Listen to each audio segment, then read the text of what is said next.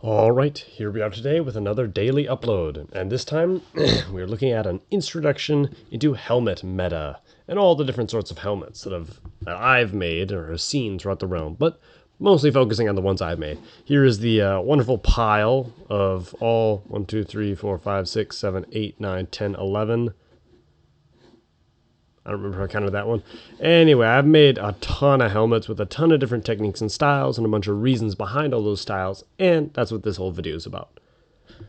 So, according to the rules, what are helmets? The ASC rules, I mean. Essentially, they're any sort of head garb that looks like it would protect you. And this whole looks like it would protect you thing is rather subjective. So in some rules, this would count, but in my opinion, it does not. That is literally a bowler hat or a fedora.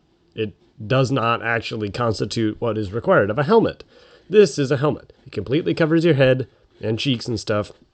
And if you're shot by an arrow or hit in the head with a sword, it will protect you and your eyes and all your soft squishy bits. This protects like none of your soft squishy bits. So, I don't know. There are some people who would count like crowns and stuff as helmets, but like little circlets or sometimes like baseball caps, in my opinion, those do not constitute full helmets. I think they should be a little bit more robust, a little bit more like headbutt a tree and the tree gets hurt instead of you type of thing. But yeah, that's what it has to be. It has to be some type of head garb that looks like it would protect your head, and looks like is subjective. When you are wearing a helmet, whatever that helmet may be, all of the armor on your body is invulnerable to arrows. So any place you already have armor, it protects that armor from arrows passing through it. So if you have a chest piece and nothing else, but you have a helmet, that chest piece is invulnerable to arrows. So if you get shot in the chest piece with a helmet on, the arrow bounces off. Whereas normally the arrow can go through your armor if you're not wearing a helmet. However, the helmet does not protect the part of your body that is not covered in armor. So if you get shot in like a lower leg or your arm when you only have a chest plate on, even though you have a helmet on, the rest of your body is still vulnerable. But if you had full armor, then all of the armor would be invulnerable to arrows. That's really its primary effect. So a lot of people say that just because the only thing it can do is defend against arrows, they're really lame, and they're really just so much more of a debuff than they are a buff, because your head is in a hit zone, so you don't have to worry about people attacking it intentionally. But just because they're not intentionally attacking it doesn't mean that you still don't get hit in the face rather often. And I personally don't like getting hit in the face, or my eyes, or any of the other squishy bits on my head, or anything. By anything, be it nature's, campers, or otherwise. So most of these helmets you can see, all of them have below the mouth kind of guard, and they all, to a degree, have some sort of face shield. These ones have caps to protect me mostly from sun, but really these three ones and this one, I don't know if you can see right there, has some actual like chicken wire mesh in it, and this one is very prominently displayed. Most of my recent helmets have used chicken wire mesh.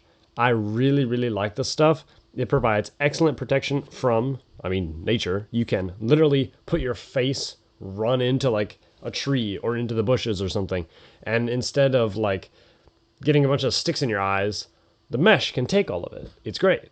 And so you can actually bushwhack more speedily, more effectively, and having to worry less about getting stabbed or getting cut by just twigs and whatever.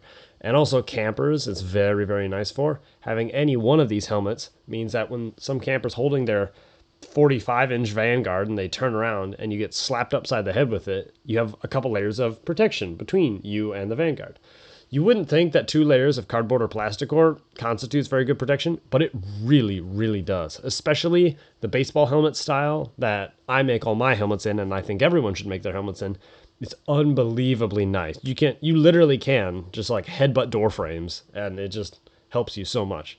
And the face guards from getting stabbed in the face or by either campers or nature while fighting. This latest helmet, specifically, I'll take a look into this face guard. It has just sort of a regular rectangular face guard. That's pretty good. And you see it's a little bit high from the jaw piece. And I'm not sure if you can see this, but if you've seen the whole rest of the armor, you'll know that this jaw piece has an underjaw lid, and that underjaw lid is connected to a set of lames that connect the underjaw lid to the actual neck of the chest piece of the armor. That's like 2 extra levels of protection that normal helmets don't really have, but I've been stabbed in the eye while wearing a helmet like this. It was a very, very kind of nasty shot. I don't think the camper did it malevolently, but they were definitely swinging really hard and really high, and it glanced off my jaw and slid up into my eye socket. And while I was wearing a helmet on, so I switched and wore a different helmet with a lower jaw, but I told myself deep in my soul I would make a better helmet that would prevent me from getting stabbed in the eye ever again. And so that's what I came up with. Oh, where are we? All right. So here are all the wonderful things that I love about helmets, that they can protect your head and protect your eyes and all your squishy bits. But a lot of people have a lot of different gripes about helmets. The primary couple being they reduce your vision, they limit your hearing, they make it hard to breathe, and they're hot / uncomfortable / they move when you run, or like they jiggle around you, which does all these things. Limits your vision, limits your hearing, and makes it hard to breathe. My controversial statement to this is the same as my controversial statement when people say, oh, I don't like armor, it reduces mobility. Well, not all armor reduces mobility, just bad armor does. Not all helmets reduce your vision, just bad helmets do. Like, if you really invest the time, or you have someone who knows how to invest the time, make a good helmet for you. They stay on really snug. They don't really limit your hearing or your vision very much. If they have little pockets for your ears that allow air to go in and out, but don't allow swords to go in and out. And if you have mesh that is cut to a wide enough opening, they really don't limit your vision all that much. And so I have a short little video, GoPro from inside the helmet, of me showing you the helmet, putting the GoPro inside it, and then just like moving it around and showing you that you can still see out of it. It doesn't limit your vision all that much. And it's really nice because when you push your face up against a forest, like you're trying to run into it to either tag out an unwieldy flag bearer or go get a flag, the sticks just bounce off your face. It's crazy. Anyway, here's that video.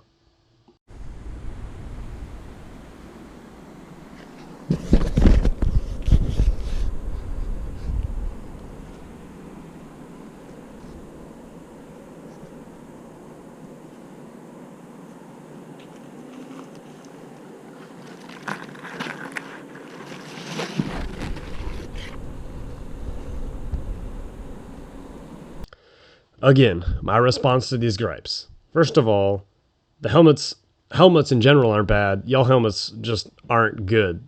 Like, that's just the way it is. But given that every single person who is deciding whether or not to wear a helmet should perform a cost-benefit analysis on their own based on how good of a helmet they can get their hands on.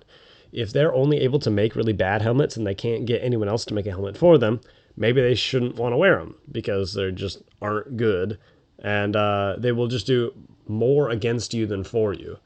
It is slightly harder to see than without one. It does limit your field of view slightly, and it's a little bit hotter because you're breathing into your own face.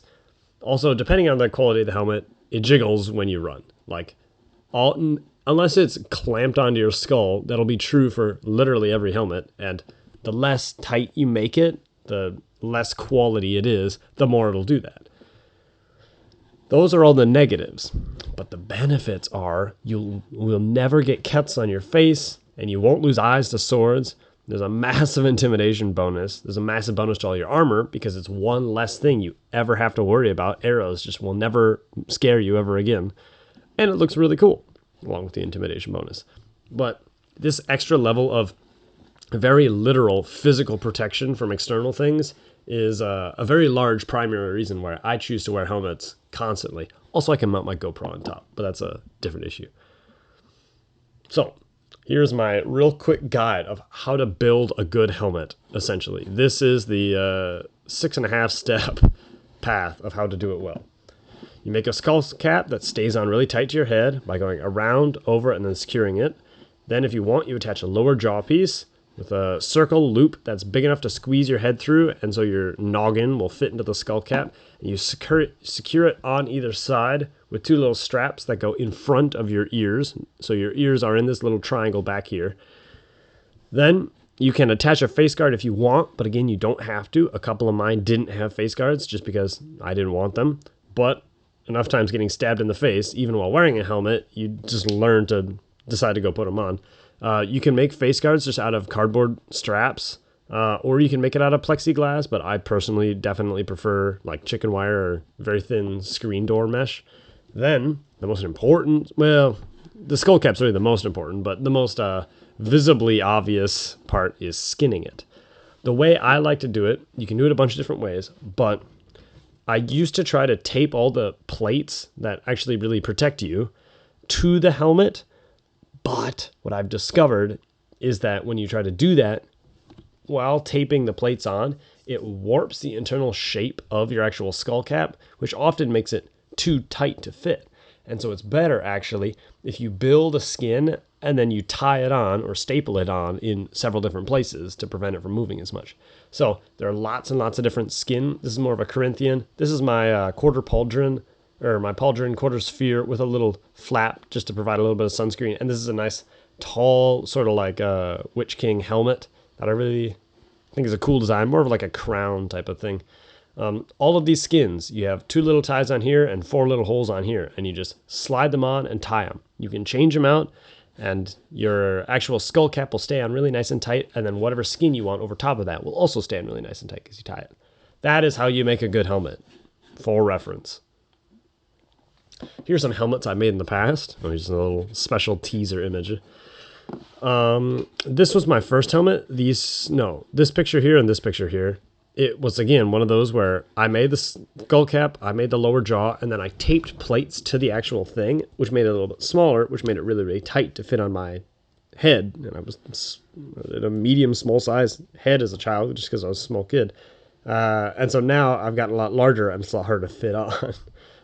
But it has a little sun visor there, and it has a little back of neck visor, and it has some ear flaps that go over top of your ears that connect to these sort of pillars here that still allow you to hear things and allow wind to rush past your ears without like leaving them open to get slapped and all your soft bits damaged.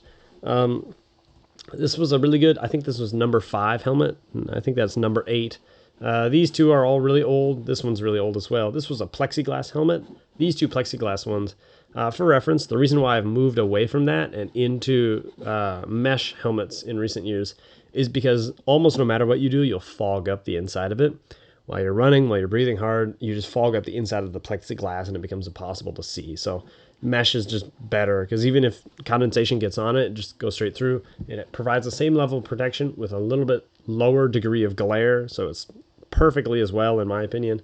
And this is that little cap, the little bowler hat I was using to be a mafia fighter for the mafia for a role-playing thing one week. But yeah, these last 3 helmets, I've moved into mesh, and it's a lot more like kind of rounded pauldrons for the tops of the heads. I think they're a very, very durable, very, very nice set that can protect you well from the environment, from other camper swords, and from pretty much everything. And that's it for me today for another daily upload. As always, Adventures in Cardboard. Here's our website, Instagram, YouTube. The merch I'm choosing to promote today is this huge 6.5-inch sticker. I love stickers, and this is a cool one. It's of the monster and the girl with the long vanguard.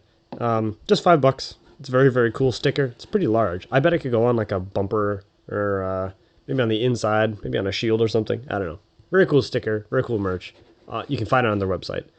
Thanks again for stopping by, and that's it for another daily upload. See you tomorrow.